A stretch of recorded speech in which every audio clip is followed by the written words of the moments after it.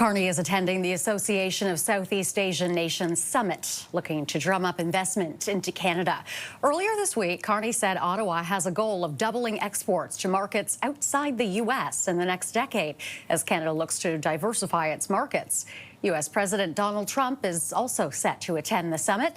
The Prime Minister's office has said, though, there's no meeting set up between Trump and Carney.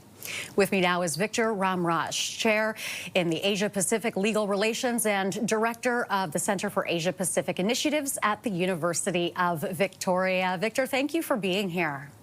You're most welcome. Good afternoon. Good afternoon to you. Now, as Canada looks to diversify its trading and security partners, what results could Carney realistically achieve from this first trip to Asia?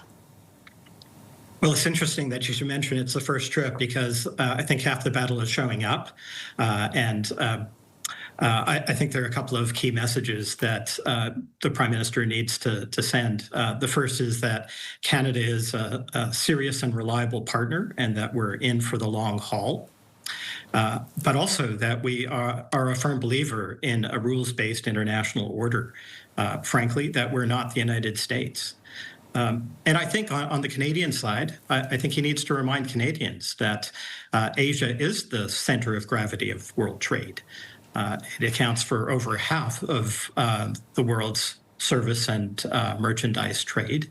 And Canada's prosperity is, in the long haul, is linked to Asia. What concrete steps do you see the government taking to try to reduce its independence on the U.S., also without jeopardizing the relationship or putting it further at risk? Yeah, I guess I would frame it slightly differently. I think we need to shift our perspective and recognize that Asia is incredibly important to Canada's economic future. And it can't be plan B or C. Asia has to be plan A. The next few decades are going to see a very strong economy in Asia, and there's not much the United States or President Trump can do to change that. Now, we know Carney will be visiting Singapore, Malaysia, South Korea. How could these meetings translate into potential opportunities for Canadian businesses and workers? So I think the most that the Prime Minister can do, and he has to do this over a series of visits, is to open the door. But it's really up to Canadians to walk through that door. We can't just have all our attention focused on Europe and south of the border. We need to, our community leaders, our municipal leaders, provincial leaders, and our federal government need to engage with Asia. If we were to look ahead 5 years, what indicators would tell Canadians that this Asia strategy has truly succeeded? I think stronger people-to-people ties, that's the key.